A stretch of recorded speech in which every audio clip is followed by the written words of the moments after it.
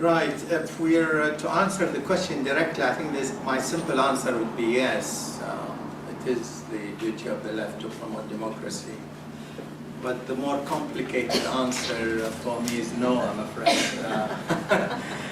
No, because I'm conscious of the fact that the term the left can have so many connotations and meanings. And if I were to be honest as well, I wouldn't consider, for example, Blair's government, although I'm conscious of who's sitting next to me, to be part of the left. I think the alliance between Blair's politics, externally at least, and some internal aspects, and the neocons in Washington are quite startling. So that kind of puts my answer of no into some sort of perspective as to what people mean by the left. And also the word democracy, promote democracy. I'm again conscious here of the fact that the propaganda that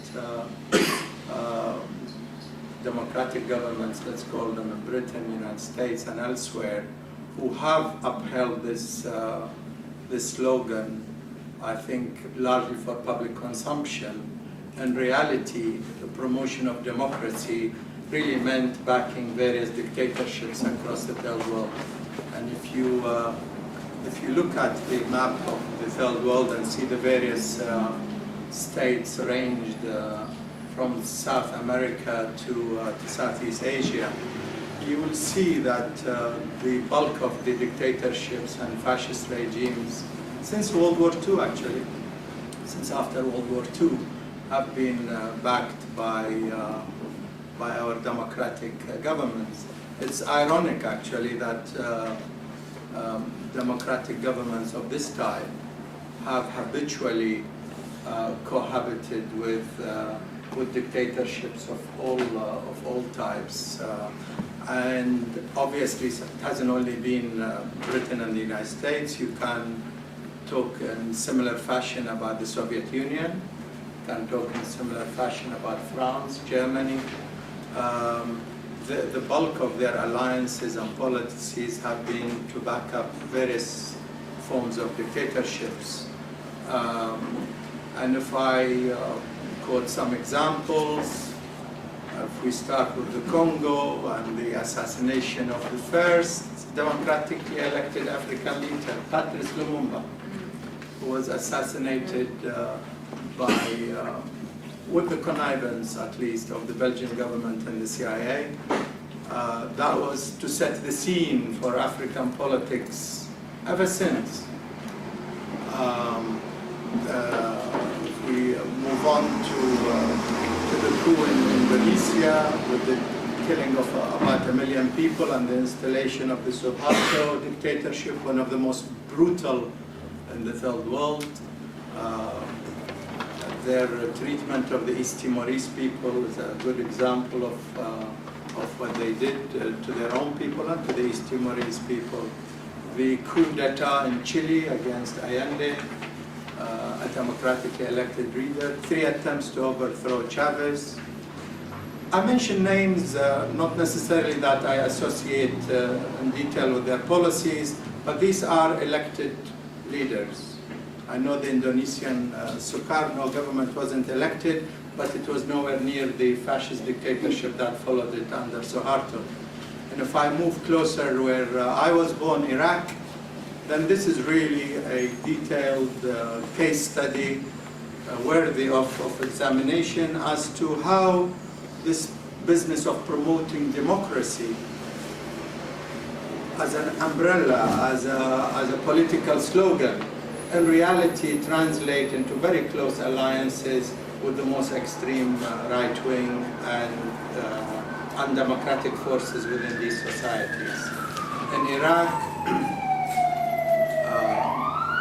I don't want to bore you with the long history, but let's take it from the occupation of Iraq by Britain after World War I, and the installation of the absolutist type monarchy interrupted by sort of half democratic elections that were abandoned as soon as people elected representatives that were not to the liking of Britain and the monarchy. After '58, the monarchy was overthrown. We had a popular government, but it was not a democracy from '58 to 1963. And the 1963 coup that brought the Ba'ath Party to power was fully backed by the CIA and Britain and the oil companies, because these are the people who were most hurt by the 1958 uprising in Iraq and the overthrow of the monarchy. The Ba'ath Party's activities in Iraq are well documented. Their alliance with the United States is extremely well documented. The 1963 coup and the way the names of people were being broadcast from a radio station in Kuwait, based in Kuwait, and this is according to King Hussein of Jordan, who himself participated in backing the 1963 coup. Hundreds of names were being broadcast. I was in Iraq then, over the radio, and the Ba'athist thugs would go around knocking on the doors of these people and capturing them and killing them. Well over 800 names were broadcast from that radio station run by the CIA. Their activities in Iraq are extremely well documented. I'm conscious of the time I'm allocated, so I should move on fast track to say that much of the worst periods of Iraq's history under Saddam's regime were the periods he was backed by the United States. Whether it was in coming to power, whether it was to launch the 8-year war against Iran, in which about 1 million Iraqis and Iranians were killed, whether it is supplying him with chemical weapons, whether it is his usage of the chemical weapon and biological weapons, were at a period when he was an ally of the United States. And that is important, because when the United States withdrew its support for the Saddam regime after he invaded Kuwait, it's then that he destroyed his chemical and biological weapons. His alliances with the United States is what gave him the carte blanche to repress his own people and to invade neighboring countries. And if you look at the map of the Middle East, and you'll see the rotten dictatorships, whether in Saudi Arabia, in Kuwait, in Qatar, in Oman, in Egypt, in Jordan, you will see the way the so-called promotion of democracy in the Middle East is really anchored on backing the worst, the most extreme forms of right-wing movements, including the Islamic fundamentalists. Because the backing of the Islamic fundamentalists dates back to the fight against communism during the Cold War years, including bin Laden's forces. On the basis that your enemy's enemy is not your friend. Is your friend. And this bin Laden business obviously evolved when fighting the Soviet invasion of Afghanistan. So would your thesis be that whilst it would be quite nice to think of how left governments came to be, you're very sceptical about the way in which supposedly democratic governments have intervened in other people's I think you've summed up my contribution very nicely.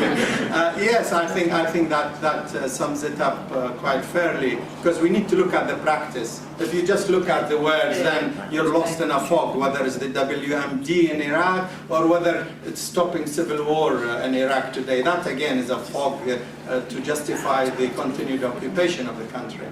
I stop here, thank you. Okay, and we'll take a question if there is one at this stage. Yes. Well, the first question is, okay, that's negative, what should we do? Okay. We've got half a minute. Yeah, half a minute. Or Claire will tell us in a minute. Okay. I mean, very quickly, I think the duty of the left and democratic movements is to make a conscious alliance with democratic movements in the third world. Okay. I'm opposed to all other forms of intervention. Very clear, thank you.